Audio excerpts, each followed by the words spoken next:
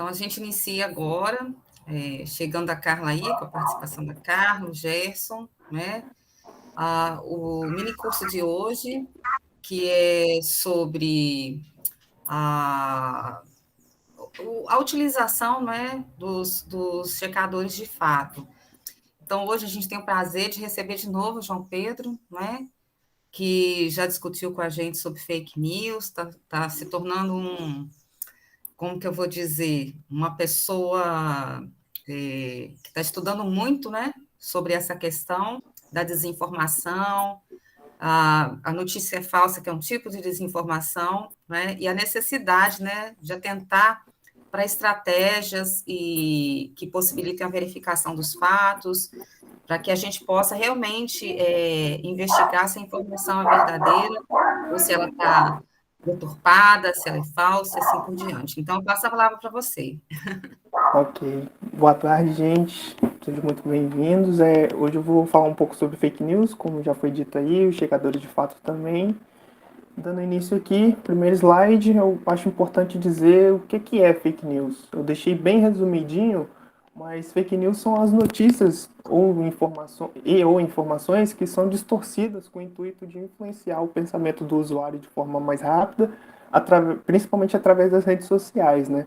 Eu peguei essa referência aqui do Ripoll e Matos, que para mim é um artigo muito decisivo que explica muito bem sobre o que é isso, que é a questão da zumbificação do usuário em rede, né? E como essa alienação dele acaba contribuindo com a desinformação e a fake news em rede. Aqui é a origem do termo, ela não é de agora, o termo fake news, ele já tinha surgido desde o século XV, se eu não me engano. Em 1522 já tinha o hábito de se espalhar notícias falsas, né, principalmente em meio ao alto clero ali. Os pontífices, né, que eram eleitos na época, eles utilizavam de certas ferramentas para poder manipular a população e assim serem eleitos e continuar na mesma posição de sempre, né? Esse artifício era chamado de pasquim na época. Depois de um tempo, os pasquins vieram a virar os canardes, né? Que eram jornais impressos em tamanho grande. Eram às vezes ilustrados com gravuras chamativas para atrair os mais crédulos. E um dos mais bem-sucedidos foi na década de 1780, que ele anunciava a captura no Chile de um monstro que aparentemente estava sendo transferido de barco para a Espanha. Naquela época era bem recorrente a questão da Terra plana, eles acreditavam que a Terra não era redonda, ela tinha uma borda, então era muito comum esse imaginário popular que a Terra tinha um fim, que se as pessoas viessem para além do Atlântico, eles cairiam da borda, mas com o tempo isso foi sendo desmentido, né? Mas só que também se agravou graças à imprensa também de Johannes Gutenberg, que foi um artifício importante para manipulação e impressão de informação, né? E é bom pontuar também que só as pessoas que sabiam ler e escrever, que eram poucas na época, né, tinham acesso a essa informação, mas que mesmo assim era um fator bem determinante para poder manipular o proletariado da época.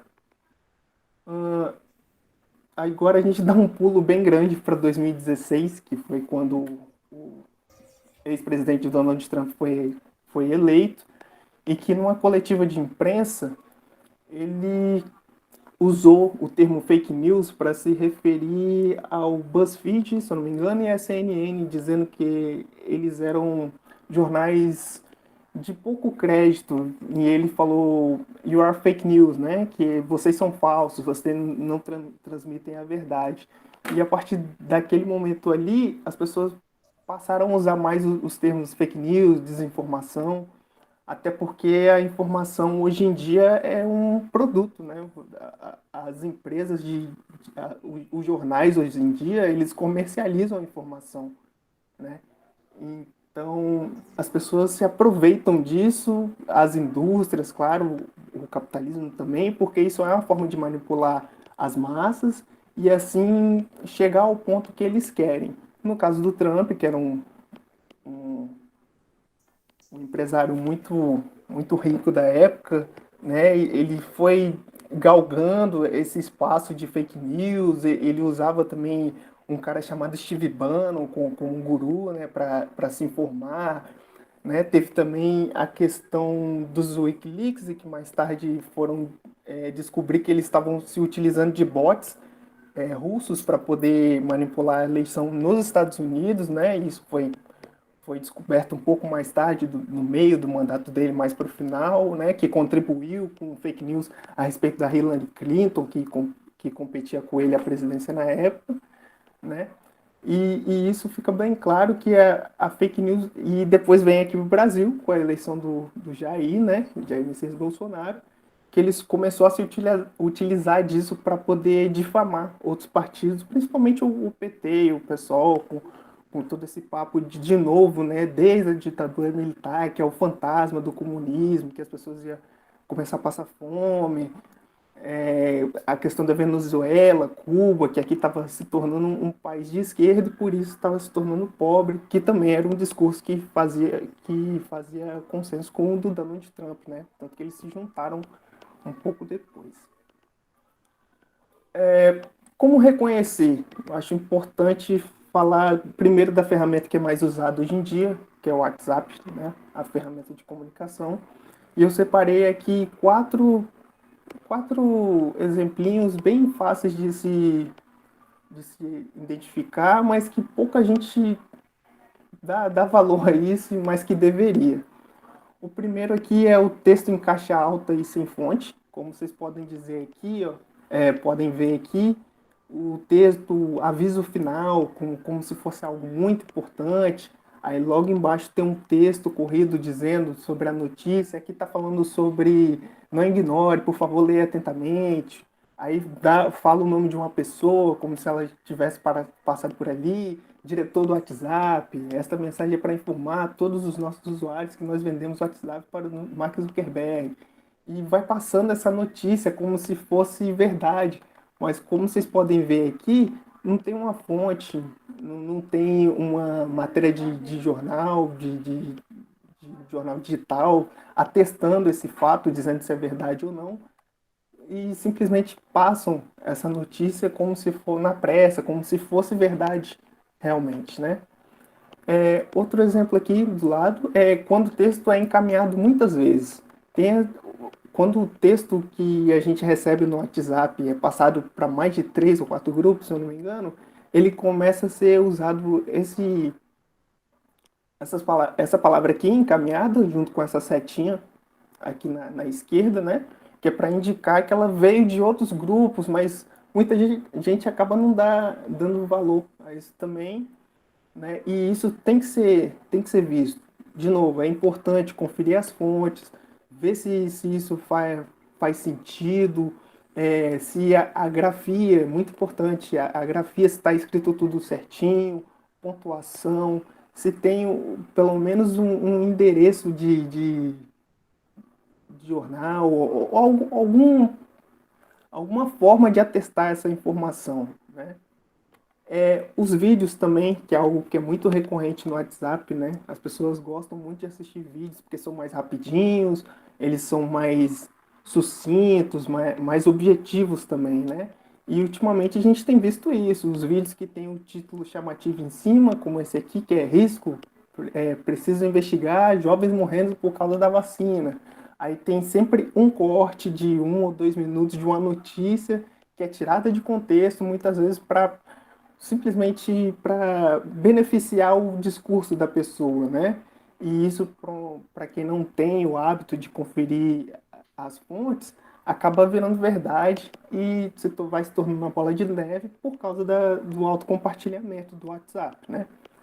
E outra coisa também são os áudios com atestado de autoridade que eu coloquei, né? Aqui geralmente eles colocam a pessoa falando, vou pegar por exemplo o áudio de Vila Velha que saiu uns meses atrás de uma enfermeira dizendo que tinha muita gente, que as UTIs estavam lotadas de Covid, que eles já estavam começando a usar as pessoas como cobaias, que não sei o quê. E geralmente a pessoa coloca embaixo, né? Márcia Rulac, Secretaria da Saúde falando, ou como foi também o caso do presidente mais recentemente agora, que teve que mandar um áudio dizendo para parar as greves dos caminhoneiros, né? E mesmo com o áudio dele sendo dele mesmo, ele foi contestado, as pessoas estavam achando que era mentira. Então, como a gente pode ver aqui também, caminhada com frequência, né? Isso se torna uma bola de neve e as pessoas acabam perdendo a noção do que é verdade e do que é mentira, né? Então a gente precisa prestar atenção, sempre que a gente receber esse áudio, vai na internet, pesquisa o nome da pessoa, vê se ela realmente existe, né? Se esse áudio, a voz da pessoa também é bom prestar atenção. Se você já viu esse agente de saúde, secretário de saúde na televisão, pesquisa para saber, né? Porque é importante a gente não só parar naquilo que a gente recebe no celular. A gente sempre tem que conferir, né? Como eu fui ensinado pelos minhas professoras que estão aqui, é sempre importante ter a fonte do que a gente diz para ter base, né? Sem fonte, tô tirando isso da onde, né? E é a mesma coisa, querendo ou não, se aplica às redes sociais. Eu preciso de base para poder dizer isso, se é verdade ou não. Senão acaba virando bagunça, né? O que é o que já acontece. Outra coisa, outra rede social que eu peguei foi o Instagram também, que é uma das tá sendo mais usadas agora durante a pandemia, né? Eu peguei aqui uma postagem do Mises Brasil, que é uma página de libertários,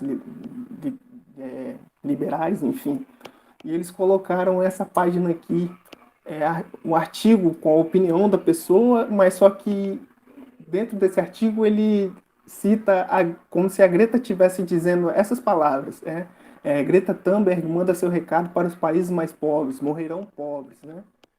E isso não é a verdade. Esse discurso dela aqui, aliás, tá no YouTube, são 5 minutos de vídeo, ela dizendo, e se fizer uma pesquisa, se assistir o vídeo, tá legendado, tudo certinho, vai ver que em nenhum momento ela disse essas palavras, né?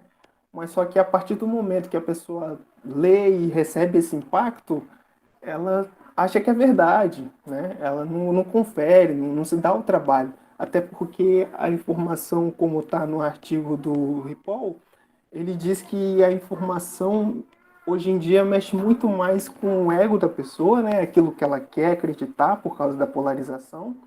Então, se aquilo é benéfico para ela, faz ela acreditar que aquilo ali é o que ela acredita, está em consonância com o que ela acredita, então aquilo ali se torna verdade e vai replicando como se aquilo fosse verdade, sem conferir, sem dar o benefício da dúvida, né? E isso é prejudicial, né? O próximo exemplo aqui são as postagens de hoje em dia das redes sociais, né? No ano passado estava tão complicado a questão das redes sociais e as fake news, que as plataformas tiveram que começar a sinalizar aquilo que é verdade e o que não é.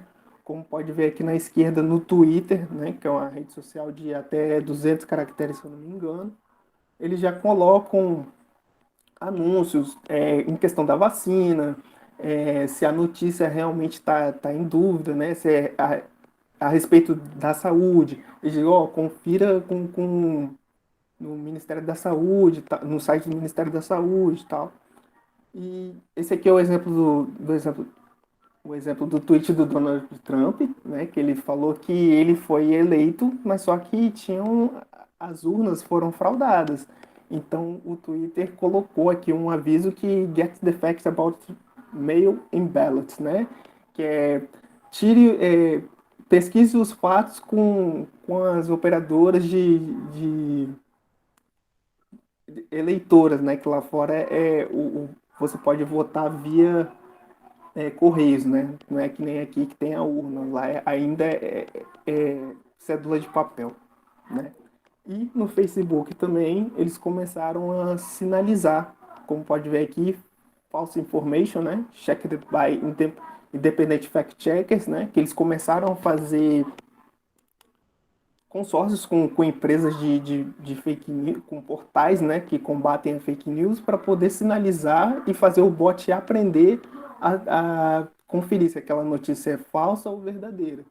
E a notícia não é apagada, ainda eles não estão fazendo isso, mas eles deixam sempre o anúncio em frente, né, como está dessa forma aqui. Agora eu vou falar um pouquinho dos checadores de fato, né? O primeiro aqui do Brasil é a Agência Lupa. Ela foi criada em 2005, se eu não me engano. Ela está em atividade aí já tem uns anos.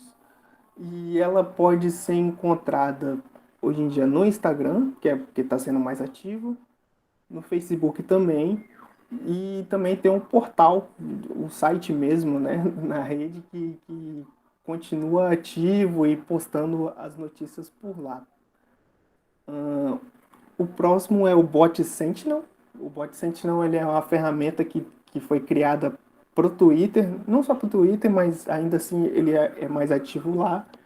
E ele faz o monitoramento do tweet das pessoas para saber se aquilo ali que está sendo dito é verdade, se tem bots, eles conseguem identificar se tem bots replicando aquela notícia, aquela cópia, né, de hashtag que eles chamam, para colocar no Trend Topics e assim influenciar o usuário. Né? Então eles fazem, mais para frente eu vou mostrar certinho como funciona, mas eles conseguem sinalizar e falar quantas pessoas estão tweetando aquilo, quantas são falsas e por aí vai. Né? Eles têm um site próprio aqui, como está na esquerda, e na direita tem um perfil deles no Twitter. O próximo é brasileiro também, é o Fake Check, que é um robô de aprendizado. Ele utiliza linguagem de máquina para aprender sobre fake news, né? Foi um projeto da USP também. Ele é bem legal. Ele é um pouquinho mais difícil, por assim dizer, de se usar, porque você precisa pegar o texto da notícia e colocar no site, né? Aqui na caixinha, e enviar para saber se o texto é verdadeiro ou não. É retratado na hora se o texto funciona, é falso ou não, mas só que é pouquinho mais difícil de usar, porém vale muito a pena, né? Até porque, como é linguagem de máquina, então toda vez que você faz uma pesquisa ali, ele vai guardar aquela informação para poder futuramente, se for pesquisada novamente, ela já vai saber dizer se é falsa ou não, né? Gosto também de dar indicação de livro. Eu acho bacana falar sobre o livro da Patrícia Campos Melo, A Máquina do Ódio, né?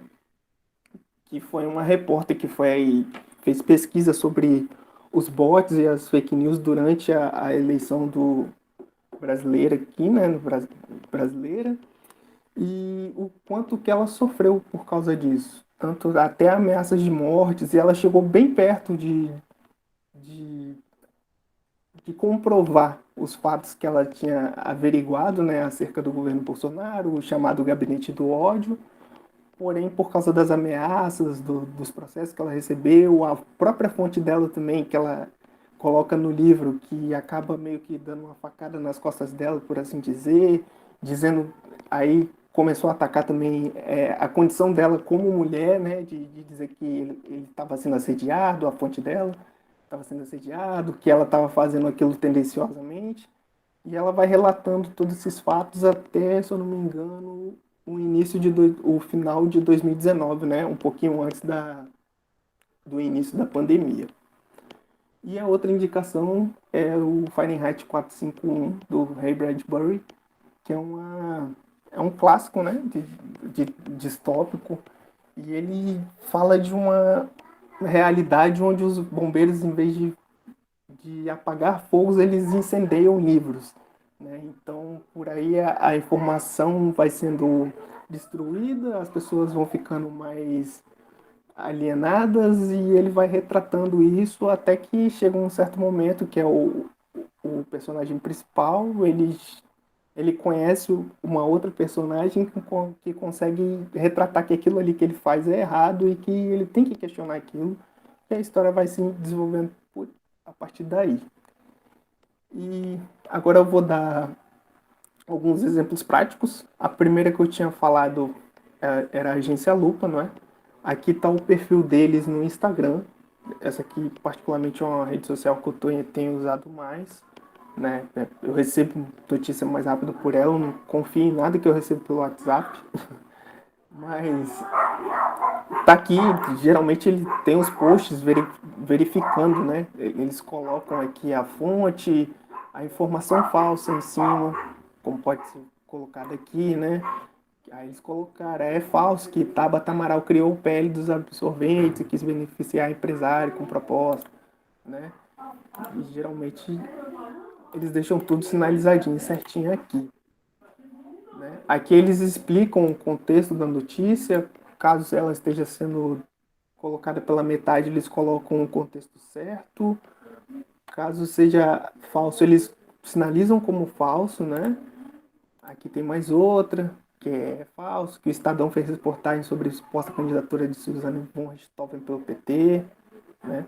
E geralmente essas notícias, como vocês podem ver, estão no WhatsApp, né? Eles são posts pequenos para serem colocados no WhatsApp e no Twitter também, que rola bastante desinformação, né? Aqui eles têm dicionários, cursos, né? Os destaques aqui, né? Essas bolinhas aqui, eles colocam todas as informações certinhas, eles fazem guias, né? Tem o Reels, que é uma plataforma nova de vídeos mais rápidos, de 15 a 30 segundos no máximo, né? Então isso, o vídeo Reels, ano passado ficou bem famosinho por causa do compartilhamento dele, né? Que era bem mais fácil.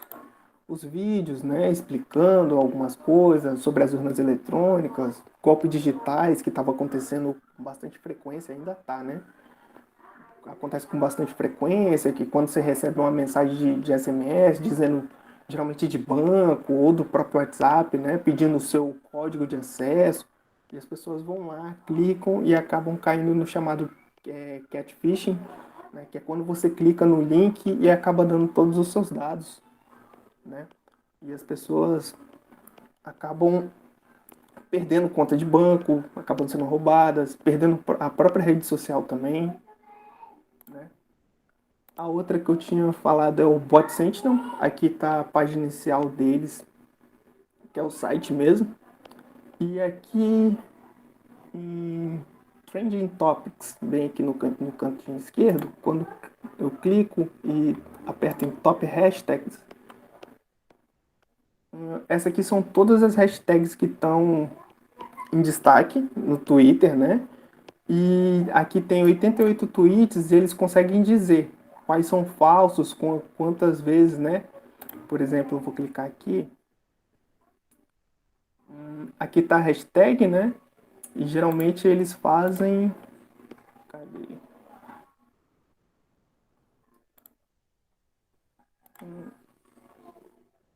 Tá aqui em cima. Top 20 hashtags tweetados por contas inautênticas, né? Que são contas falsas.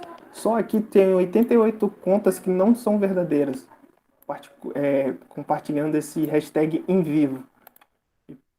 Aí eles vai colocando por aqui e coloca a lista de todas as pessoas no Twitter em lista corrida dessa hashtag, né? E aqui, quando mais você vai descendo, mais você pode ver o que é falso e o que não é, né? Porque alguns são repetidos, é o mesmo título repetido, eles compartilham a mesma coisa, é copiado e colado, né? E o perfil deles no Twitter, que é mais fácil de acompanhar, por exemplo, aqui, ó, né? Que foi o que eu acabei de falar, que ele sinaliza, ó, I have identified 73 tweets mentioning hashtag em vivo, né? Que aqui eles conseguem dizer os tweets que são falsos e não, né? E eles vão sinalizando para o usuário. E aqui está o detector de fake news, né? O fake check. Eu vou pegar uma matéria aqui, que essa aqui ficou bem famosinha em 2013, eu lembro até a época que saiu. Eu fui ler ela de novo recentemente, não recomendo, mas é um bom exemplo para se dar. Então eu peguei essa matéria aqui que diz que a verdadeira face de Nelson Mandela, que diz que Nelson Mandela era um terrorista, que ele queria implantar o comunismo, que as pessoas, os negros iam passar fome na África do Sul, por aí vai. E para poder utilizar de exemplo, né? Eu acho que foi essa parte aqui que eu copiei. Eu venho aqui, copio a notícia, né? Como eu mostrei ali. pego o texto dela, copio e colo bem aqui no detector de fake news e aperto em enviar. E aparece isso aqui, ó. Essa notícia pode ser falsa, busque fontes confiáveis, né? Então, a função do fake check é essa, pegar uma notícia que você vê aí na rede, pode ser qualquer uma. Pega o texto, coloca aqui e enviar. E mesmo assim, confira de novo, sempre faça o trabalho de reconferência, vá em outras fontes, é sempre importante ter outras fontes, né? Ver a veracidade, a questão da segurança do site também é algo muito importante de se ver, que pouca gente se dá conta, né? Que é esse cadeadinho aqui no canto. Quando tem esse cadeadinho é porque o site é mais seguro, né? A tecnologia de segurança dele é mais seguro. Então, geralmente, sites que não são confiáveis, eles não têm um link muito grande, né? É sempre 247, ponto alguma coisa, ponto com, né? E acaba enganando as pessoas, e as pessoas, esse texto vai para o WhatsApp, né? Inevitavelmente, as pessoas recebem, acreditam, recompartilham, e fica nessa bola de neve eterna, né? O que não pode acontecer. E aqui tá uma notícia que eu acho que é mais confiável, né? Que é do G1 aqui, que apesar de ser um portal bem famosinho e de certa forma questionável também, mas ainda assim é um jornalismo que está dentro da regulação. Eles fazem de tudo para poder entregar uma notícia de qualidade, né? Por assim dizer. Apesar de que a Globo, né, também ela vai onde está pagando mais. Eles não estão batendo no Bolsonaro agora, não é à toa, né?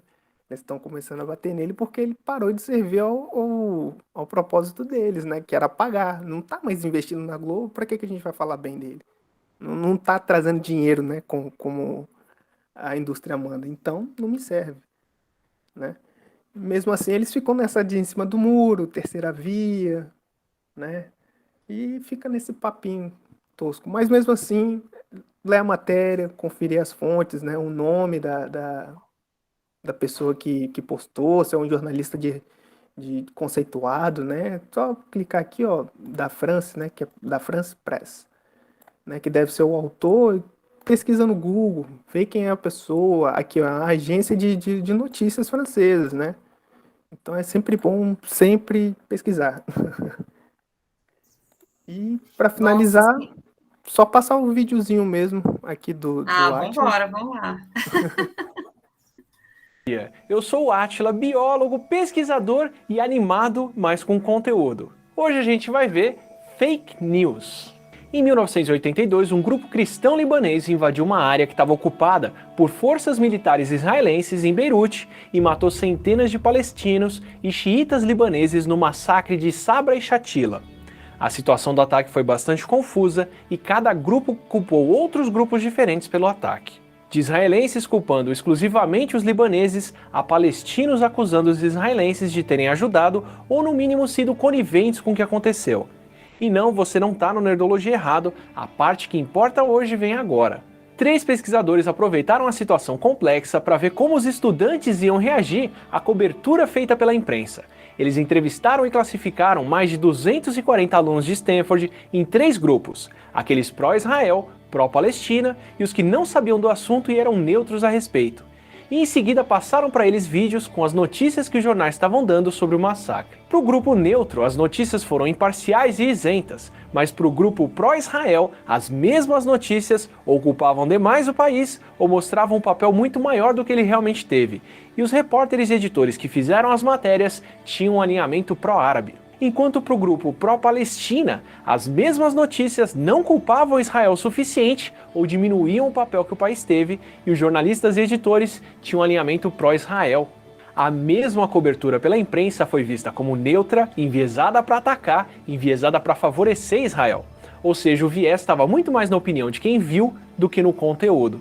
O fenômeno ganhou o nome de efeito da mídia hostil, quando grupos que já têm uma opinião formada podem interpretar a mesma notícia de formas diferentes. E foi observado em todo tipo de assunto polarizado, de política à economia, de esportes a qual melhor videogame. Por isso, um mesmo jornal ou uma mesma notícia podem ser vistos por grupos opostos como favorecendo o outro. Isso quando a notícia é isenta, mas normalmente nós fazemos questão de ouvir uma opinião que já concorda com o que nós achamos. Em 1967, Jim Brock e Joe Balloon mostraram isso muito bem quando deram gravações para alunos ouvirem e avaliarem a habilidade do apresentador. Disseram que as gravações tinham sido feitas com um gravador muito ruim e tinham um chiado que os alunos podiam corrigir apertando um botão de limpar o áudio. Entre as gravações estavam 2 apresentações com chiado pré-gravado, uma reforçando que o cigarro causa câncer e outra contestando essa ligação. Brock e Balloon viram que os voluntários não fumantes apertavam mais o botão para ouvir bem a gravação reforçando que o cigarro causava câncer, enquanto os voluntários fumantes faziam bem mais questão de ouvir bem a apresentação contestando que o cigarro causa câncer.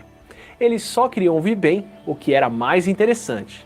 Afinal, procuramos conteúdo que favorece a nossa opinião e achamos o que não favorece enviesado. E quem passa esse conteúdo nem precisa ser qualificado. Na década de 70, um grupo da University of Southern California contratou um ator para se passar por um palestrante chamado Myron Fox e basicamente enrolar as pessoas numa apresentação completamente inventada sobre teoria dos jogos aplicada à educação do médico. Só pelo entusiasmo e pelo bom humor falando, o Dr. Fox convenceu a maioria da plateia, incluindo estudantes e especialistas.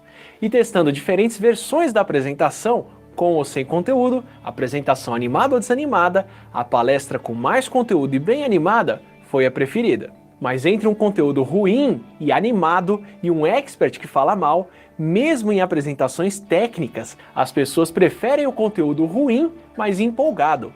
Um fato que ficou conhecido como o efeito Dr. Fox. E agora você sabe que entre alguém informado e alguém que fala gritando, muitos preferem o grito e nem se perguntam a qualificação de quem fala. Como Farhad Manjoo conta em True Enough, se as pessoas vão buscar notícias que favorecem a própria opinião e já tratam a mídia como hostil, o mais fácil é assumir um papel enviesado desses e aproveitar o engajamento. Especialmente em temas mais complexos que não têm uma resposta clara. Se já tem quem questione fatos científicos óbvios como evolução ou o valor das vacinas, em questões subjetivas, como quanto o governo devia gastar com políticas de assistência, fica muito mais fácil dar um lado só da questão e conquistar uma audiência engajada e favorável. Jornais, revistas, sites e até canais do YouTube conseguem bem mais engajamento quando favorecem uma ideia que já estava formada. E se isso rende mais engajamento, melhor ainda para as redes como o Facebook circularem essas ideias e manterem a sua atenção lá dentro. Ou, como já explicamos por aqui, compartilhar o conteúdo que mais polariza e chega em pessoas com opiniões mais extremas, mesmo que esse conteúdo seja falso. Antigamente, quem tinha uma ideia extrema, na maioria das vezes, só encontrava ideias contrárias. Hoje é muito mais fácil fazer parte de um grupo com as mesmas ideias ou piores, como a noção de que o Holocausto não aconteceu ou de que o nazismo foi positivo. O problema é que negacionismo e fake news podem ter consequências bem sérias, além de dar margem para o passado se repetir. Peter Duesberg foi um pesquisador de bastante renome em câncer, até defender a ideia de que a AIDS não era causada pelo HIV, mas sim pelo uso de drogas, ideia perigosa que foi comprada pelo presidente da África do Sul, Thabo Mbeki, entre 1999 e 2008. Mbeki suspendeu a distribuição de medicamentos contra o HIV, incluindo medicamentos que previnem a transmissão do vírus de gestantes soropositivas para os bebês, o que, além de debilitar a saúde de quem já estava infectado, ainda facilitou o surgimento de muitos novos casos de HIV e AIDS. Diferentes estudos estimaram que essa política foi responsável pela morte de mais de 330 mil sul-africanos. Então, quando você receber notícias, vídeos, posts e mensagens suspeitas de WhatsApp, como aquelas questionando algumas coisas bem conhecidas, não se esqueça que todo mundo está sujeito a cair em notícias falsas. Vale, no mínimo, se fazer algumas perguntas. O autor ou a autora do conteúdo tem qualificação para falar daquilo? Ou pelo menos cita fontes? E as fontes que cita leu? Admite quando está errado? E o que essa pessoa ganha tratando desse assunto com essa abordagem? E por que eu tô aqui avisando você disso? Nesse episódio, eu citei o livro True Enough do Farhad Manjoo, que tem uma comparação bem legal dos motivos que levam as pessoas a circular fake news com alguns dos estudos e experimentos que eu inclusive citei aqui no episódio. Então é isso. Finalizando minha apresentação, acho que o que eu tinha para dizer é isso. Acho que o vídeo deixa muito bem explicado, né? A questão dos dois pontos principais, que é polarização e a questão do imediatismo em compartilhar, em dar a sua opinião, e como isso é perigoso. E olha que esse é um vídeo de 2017, né? A gente está em 2021 aí e o papo continua sendo atual, querendo ou não, até piorou. Né? A gente ainda continua passando por essas coisas, então é isso. Continuem revisando as fontes, não acreditem em tudo que o presidente fala, né? Nessas agências Principalmente, né? de fake news. E é isso, professora. Muito obrigado pela Parabéns, atenção. João. Muito bom, viu? Parabéns mesmo. E agora, vamos para o planejamento da live, né?